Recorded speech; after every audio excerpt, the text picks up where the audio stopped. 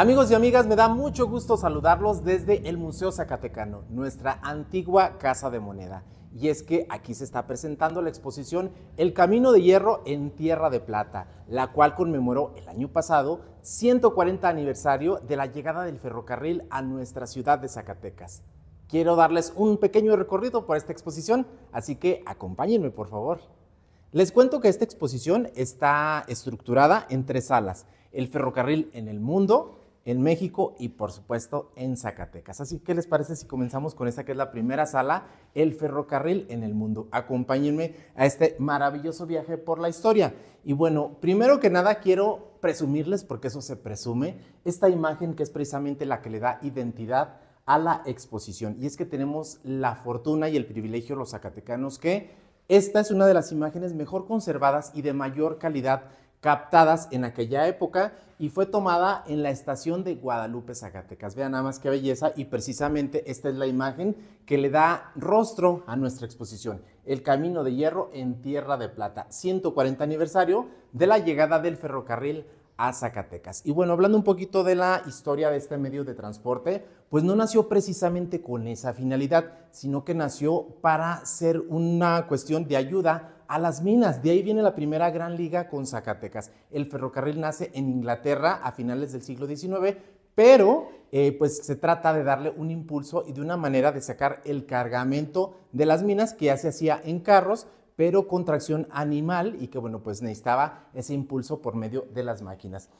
Aquí precisamente lo hablamos en el capítulo 1.0, donde precisamente habla que George Stephenson pues fue en 1825 donde logra crear la primera locomotora funcional. Ojo, se dice que los transportes sobre rieles ya se habían usado desde la época de los romanos. Sin embargo, como les comentaba, pues era por tracción animal, pero fue George Stephenson, considerado el padre de la locomotora, quien logra hacer esta máquina funcional, ya que en ese camino, bueno, pues se habían hecho muchísimas pruebas que no habían funcionado, y uno de los retos eran los rieles, los cuales se rompían porque no aguantaban el peso de las locomotoras. Es a mediados del siglo XIX cuando inicia este medio de transporte, pero se hace su gran boom a finales del siglo XIX.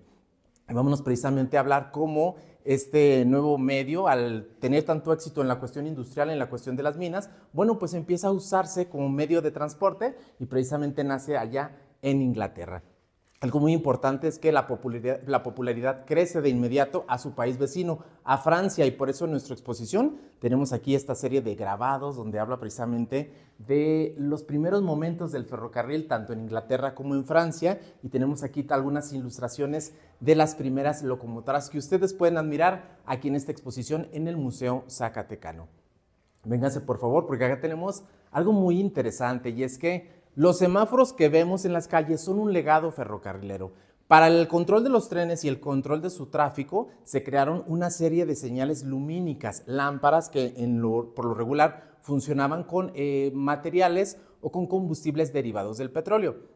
Algo muy importante es que se les adaptaron estos lentes, que son una manera de círculos concéntricos llamados freneles, en honor al apellido de su inventor, precisamente un inventor francés, que creó este tipo de señales para que se vieran a mucha distancia. Estos círculos, los lentes llamados Fresnel, se usaron también en los puertos marítimos y hasta en los teatros. Si ustedes van a un teatro, ahí se ven precisamente las lámparas llamadas Fresneles, con estos círculos concéntricos que incluso pueden concentrar o abrir más el halo de luz. Bueno, pues a grandes rasgos esto es la llegada del ferrocarril al mundo, pero ¿cómo llegó a México? Eso se los vamos a contar en un próximo video.